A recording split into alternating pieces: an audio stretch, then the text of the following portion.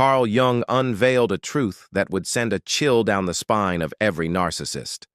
An empath at their breaking point is a force more powerful than ever conceived. This isn't because they adopt cruelty, but because they become utterly indestructible. Throughout his extensive clinical work, Jung noted a psychological event so significant it upended our conventional understanding of power dynamics. He observed empaths, those naturally compassionate and absorbent souls who take on the pain of others, hitting a threshold that reshaped them into something far more formidable than their tormentors. Jung described this as the alchemical moment, when a lifetime of internalized toxicity miraculously transforms into pure psychological strength. The empath ceases to be a passive receptacle for another's darkness and emerges as an active beacon of light, impervious to any form of manipulation. The most startling aspect, Jung noted, is that narcissists intuitively dread this metamorphosis above all else. This is because a fed-up empath doesn't retaliate with familiar weapons. They rise above the entire conflict.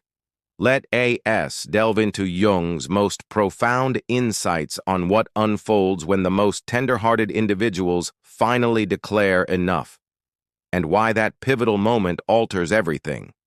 Herein lies what Jung understood, something contemporary psychology often overlooks. The empath's gentleness was never a sign of weakness. It was a veiled strength, awaiting the perfect moment to be unleashed. Jung penned, "The most terrifying thing is to accept oneself completely." Yet for empaths, this acceptance demands an even more daunting step, embracing a power they've been conditioned to fear. This is what I term the shadow integration of the wounded healer. Consider this through Jung's lens of archetypes. The empath represents his concept of the wounded healer, one who finds wisdom through personal suffering. However, Jung noticed something extraordinary. When this archetype is pushed to its limit, it doesn't shatter. It evolves into what I call the sovereign healer, an individual who heals not from a place of sacrifice, but from a foundation of strength. This change is not a tranquil process. It isn't a slow awakening set to gentle music and meditation. Jung called it enantiodromia, the principle where everything inevitably morphs into its opposite. The ceaseless giver becomes the discerning gatekeeper. The perpetual sponge becomes the strategic mirror. Modern neuroscience corroborates what Jung sensed intuitively. Empaths' brains are fundamentally wired differently. Dr. Judith Orloff's work reveals that empathic people have hyper-responsive mirror neurons and elevated activity in brain regions tied to emotional processing. Yet, what Jung perceived and what science is now confirming is that the very neural architecture that renders empaths susceptible also makes them immensely powerful once they learn to consciously manage it. But the true danger lies elsewhere. The most dangerous part is the aftermath of an empath finally integrating what Jung termed the shadow. This includes all the stifled anger, the unestablished boundaries, and the self-protective instincts they were taught to suppress. Jung saw that empaths don't merely repress their own difficult emotions. They unconsciously become vessels for the shadow content of everyone around them. The fury their parents couldn't show, the sorrow their friends couldn't face, the manipulation their partners couldn't admit to. The empath turns into what I call a walking trauma repository. But Jung witnessed something remarkable. When empaths finally reach their breaking point, they don't just offload this collected shadow, they alchemize it. They transmute years of absorbed poison into what he famously called psychological gold. This is the mechanism Jung labeled the transcendent function, the capacity to synthesize opposing forces into a completely new entity. Here's the actual unfolding of this transformation, and this is where Jung's observations become truly terrifying for narcissists. Stage 1. The recognition. The empath has a sudden epiphany, seeing the recurring pattern. all the instances they shouldered blame that wasn't theirs. All the times they apologized for someone else's toxic behavior. All the years they were led to believe that love was about endless self-donation in exchange for mere scraps. Jung termed this the lifting of the veil, the moment unconscious dynamics become conscious. Stage 2. The integration. The empath doesn't discard their sensitivity, they sharpen it. They employ their hyper-perceptive skills not to absorb and appease, but to detect manipulation before it even takes root. Jung noted that integrated empaths evolve into psychological seers. They can decipher people's hidden motives with uncanny precision. Stage 3. The sovereignty. The empath ceases to hunt for external approval and becomes what Jung called individuated, psychologically complete and self-governing.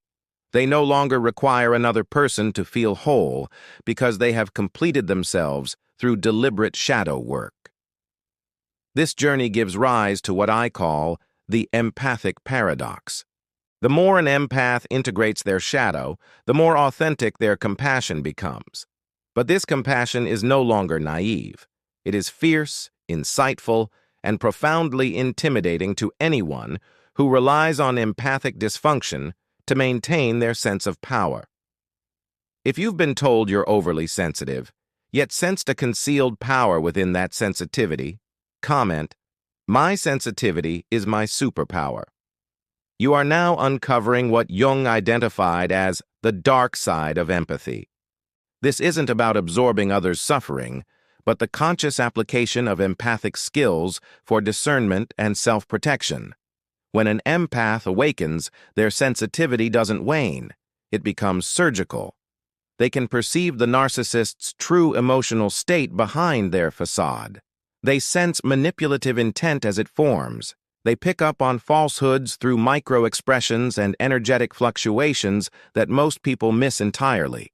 Jung saw that this heightened perception is a form of what he called active imagination, the capacity to perceive the psychological truths that exist beneath the surface of reality. The awakened empath becomes a human truth detector that no amount of charm or gaslighting can bypass. Allow me to illustrate this transformation with 3 real-world examples. The workplace predator. Sarah had a colleague who excelled at stealing credit and shifting blame. For years, Sarah internalized his projections, doubted her own sanity, and believed his gaslighting. But upon applying Jung's principles of shadow work, she recognized the pattern.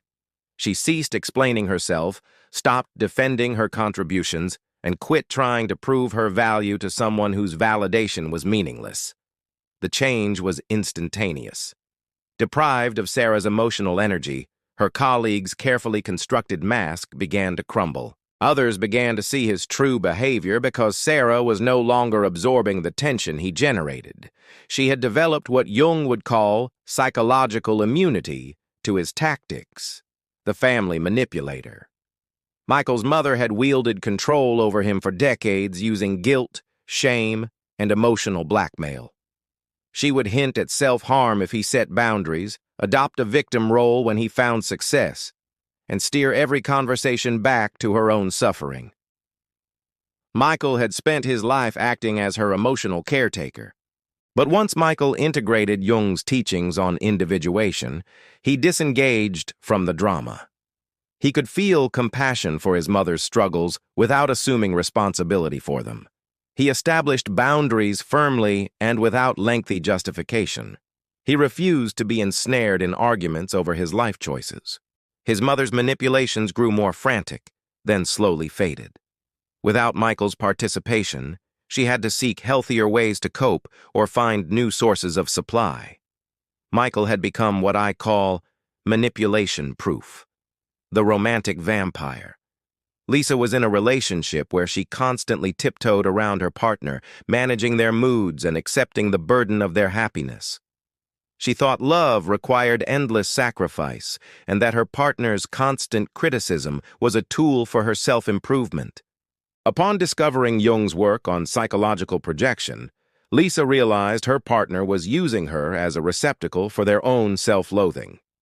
Every fault they found in her was a reflection of something they could not face within themselves. Lisa stopped defending, stopped justifying, and stopped trying to earn love from someone incapable of offering it. The relationship imploded swiftly. Without Lisa's unconscious consent to the dynamic, it had no foundation. Her partner could not sustain their illusion of superiority without someone to feel superior over. In every scenario, the empath didn't turn cruel or vengeful. They simply became conscious, and consciousness, as Jung well knew, is the ultimate antidote to unconscious manipulation.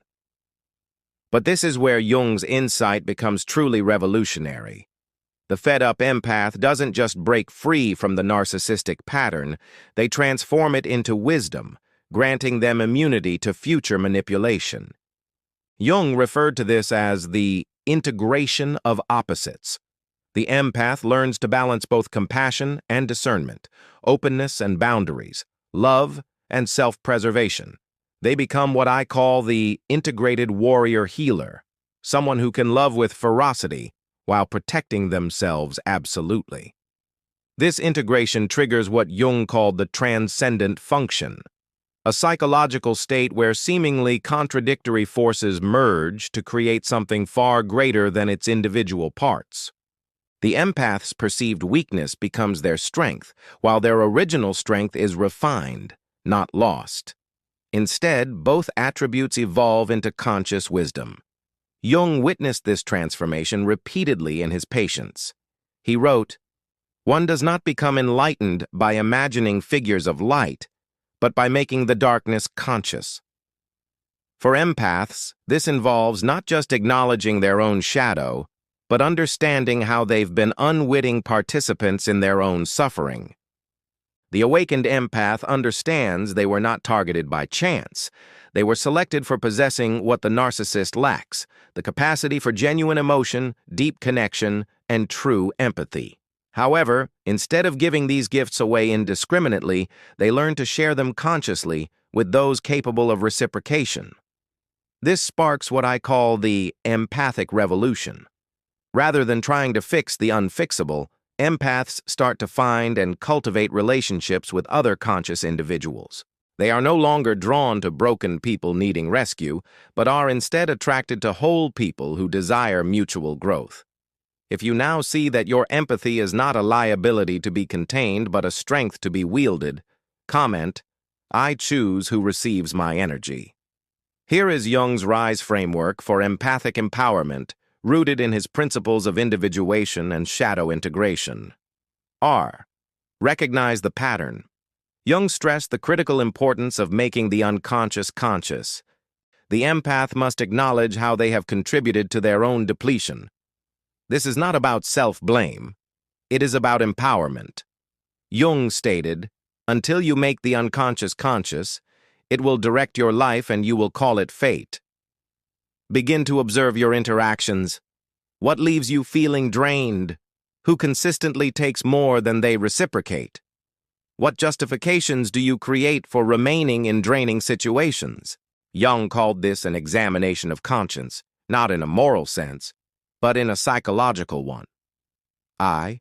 Integrate the shadow. Jung saw shadow integration as fundamental to psychological wholeness. For empaths, this involves reclaiming qualities they've been taught to disown: anger, selfishness, and the ability to say no without apology. The shadow is not inherently evil, it's unrealized potential. Your anger may be righteous indignation that has been silenced. Your selfishness may be essential self-care that is long overdue.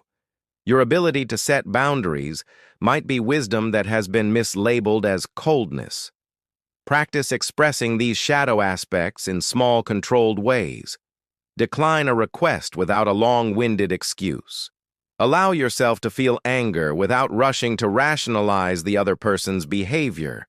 Prioritize your own needs without succumbing to guilt. S. Stop the energy leak. Jung understood psychological energy as a finite, valuable resource. Empaths must learn what he termed psychological economy, the deliberate management of their emotional and mental reserves.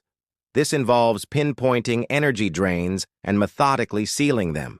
Stop justifying yourself to people who refuse to understand. Stop trying to persuade those who are invested in misunderstanding you. Stop giving your focus to individuals who use it as a tool against you. Conduct what I call energy audits. Periodically evaluate who and what in your life enhances your vitality and what diminishes it. Jung asserted that safeguarding your psychological energy is not selfish.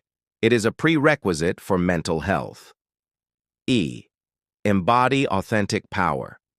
Jung's ultimate aim was individuation, becoming your true self, rather than who society or others expect you to be. For empaths, this means embracing their full range of human experience, not just the parts others deem acceptable. Authentic power is not about control over others. It's about sovereignty over oneself. It is the power to choose your reactions instead of being driven by unconscious reflexes. It is the fortitude to love without dissolving, to give without being depleted, and to care without self-sacrifice. This embodiment is terrifying to those who profited from your unconsciousness, as they can no longer anticipate or control you. You become what Jung called psychologically autonomous, self-governed instead of other-governed. When an empath awakens through Jung's principles, they don't only change their own existence, they contribute to what Jung termed the collective consciousness evolution. Jung held that individual psychological growth affects the entire human collective. When a single person breaks free from unconscious patterns, they generate what I call permission waves, empowering others to do the same. The awakened empath becomes a testament to the possibility of transformation. But Jung also warned against what he called the inflation of the ego, the risk of becoming arrogant about one's psychological progress. The awakened empath must resist the temptation to feel superior to those still ensnared in unconscious patterns. Genuine empathic awakening is coupled with humility. The empath recalls their own path from unawareness to consciousness and holds compassion for others on that same journey. They become what Jung described as wounded healers who have been healed, able to guide others without getting lost in their pain. This fosters what I call conscious empathic communities, groups of individuals who have done their inner work and can relate to one another without drama, manipulation, or energetic vampirism. These communities serve as blueprints for healthy human connection, founded on mutual respect rather than unconscious dependency. Jung imagined a future where a critical mass of individuals attained psychological wholeness, thereby shifting the collective human psyche. The awakened empath is a vital part of this vision. They aren't merely healing themselves, they are helping to heal generational patterns of dysfunctional relationships. But here's the insight from Jung that makes fed-up empaths truly dangerous. They expose the entire architecture of unconscious manipulation upon which much of our society rests. When empaths cease to absorb others' projections, stop managing others' emotions, and refuse to sacrifice themselves for unworthy people, they reveal how many human interactions are built on unconscious psychological parasitism. They demonstrate that many so-called normal relationships are actually dysfunctional dynamics masquerading as love, care, or duty. Jung wrote, "The world hangs on a thin thread, and that thread is the psyche of man. The awakened empath exemplifies what occurs when that psyche awakens to its own power and refuses to engage in unconscious self-destruction. This is why awakened empaths often encounter pushback not just from narcissists, but from entire family structures, corporate cultures, and social circles that rely on their unconscious compliance. The empath's awakening is a threat to the status quo of unconscious relationship dynamics. Yet, Jung believed this friction is essential for collective evolution. He named it the tension of opposites, the clash between conscious and unconscious forces that ultimately drives psychological growth. The awakened empath embodies the conscious force that confronts and challenges these unconscious patterns. This makes them a danger to anyone whose power is predicated on others remaining asleep. They become what I call unconsciousness disruptors, people whose very presence compels others to confront their own psychological blind spots. The narcissist fears the awakened empath because they are no longer usable, but the entire system of manipulation fears them because they model a new way of being that renders unconscious patterns transparent and intolerable. If you have found that your personal growth has made some people uncomfortable, yet you refuse to diminish yourself to appease them, comment, "I will not dim my light for others' darkness." But here is Jung's most profound realization about fed-up empaths. Their ultimate danger is not in their actions, but in their refusal. They refuse to carry what is not theirs. They refuse to regulate others' emotions. They refuse to forfeit their well-being for another's comfort. They refuse to justify their existence to those who will not listen. They refuse to engage in drama that does not serve growth. This refusal holds more power than any counterattack because it is founded on Jung's principle of psychological nonviolence. The awakened empath has no need to fight the narcissist. They simply withdraw their participation from the game. Without the empath's unconscious consent, the whole manipulative structure falls apart. Jung saw that this withdrawal often sparks a shadow projection crisis in the narcissist. Lacking an empath to carry their rejected feelings, the narcissist must confront their own inner turmoil. This is an unbearable prospect for someone who has spent a lifetime running from their inner world. The narcissist might intensify their manipulative efforts, become more hostile, or desperately seek new empathic hosts. But the awakened empath stands firm. They have cultivated what Jung called psychological immunity, the capacity to observe another as emotional tempests without being swept into them. This immunity is not coldness, it is clarity. The empath can feel compassion for the narcissist's underlying pain while refusing to enable their destructive behavior. They can love the soul while rejecting the dysfunction. This sophisticated response is something narcissists can neither comprehend nor control. Jung outlined 3 stages of empathic development, and your position on this spectrum dictates your vulnerability to manipulation. Level 1. The unconscious empath. You feel everything but understand little. You soak up others' emotions unknowingly. You believe love demands endless self-sacrifice and that boundaries are selfish. You are a magnet for energy vampires because you have not learned to guard your psychological space. At this stage, your empathy rules you, not the other way around. You are like a sponge, absorbing everything in your environment. The objective is to develop what Jung termed psychological boundaries, the ability to feel for others without losing yourself in them. Level 2. The awakening empath. You become aware of your empathic nature and start to grasp how it has been exploited. You begin to explore Jungian concepts like projection, shadow work, and psychological boundaries. You start to see the patterns in your relationships and accept your role in them. At this level, you are developing what Jung called conscious empathy, the ability to choose when and how to deploy your empathic gifts. You are learning to differentiate your emotions from those of others. Level 3. The sovereign empath. You have integrated Jung's teachings on shadow work and individuation. You can feel deeply without being consumed. You can love completely without losing your identity. You have achieved what Jung called psychological sovereignty, the ability to stay centered in your own truth while remaining receptive to others. At this level, your empathy is a tool for wisdom, not a weapon used against you. You can sense others' emotional states without taking ownership of them. You can offer help without sacrificing your own well-being. The journey from level 1 to 3 requires what Jung called the courage to become conscious. You must be willing to see how you have colluded in your own victimization, not for self-flagellation, but to reclaim your power to choose a different path.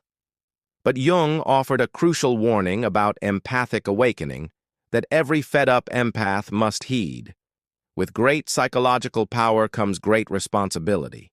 The awakened empath wields abilities that can be used to heal or to harm. Their capacity to see behind masks, to sense deceit, and to perceive hidden motives. These gifts demand conscious and ethical application. Jung stressed that the purpose of individuation is not to become invulnerable, but to become authentic. The awakened empath must be vigilant against becoming the very thing they suffered from. Someone who uses psychological insight to control rather than to liberate.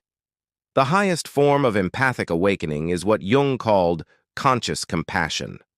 The ability to love without enabling, to assist without rescuing, and to see with clarity without harsh judgment. This is the line between empathic wisdom and empathic vengeance.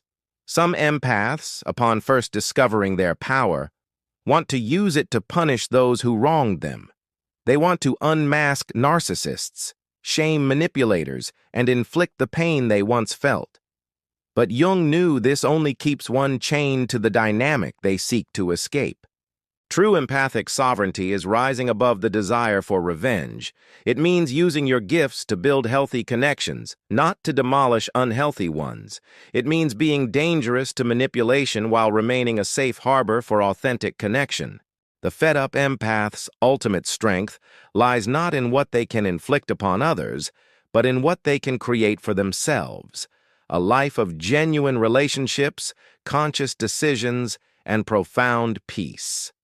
Recall Jung's discovery that fed-up empaths are more dangerous than narcissists ever conceived.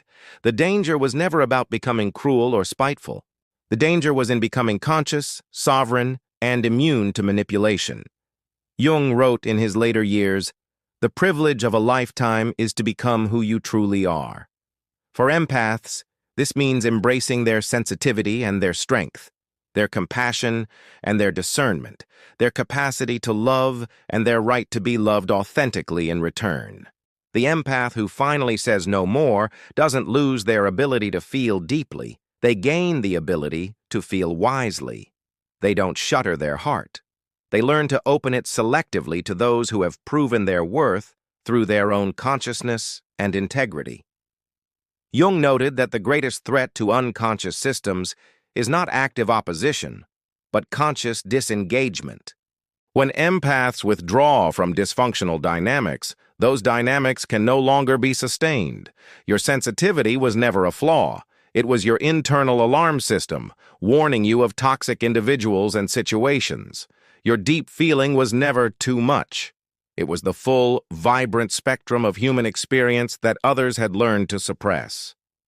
Your yearning for true connection was never naive.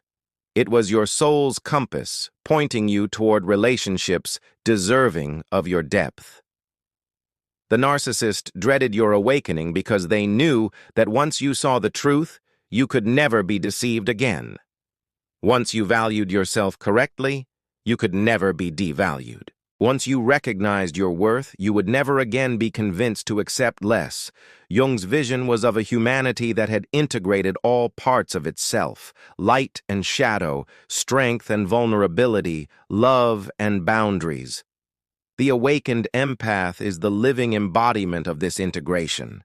They are dangerous not because of aggression, but because of their unwavering authenticity. This authenticity is revolutionary.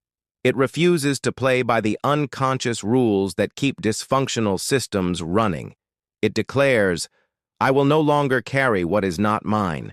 I will no longer manage what I did not create. I will no longer sacrifice my own truth for the comfort of others."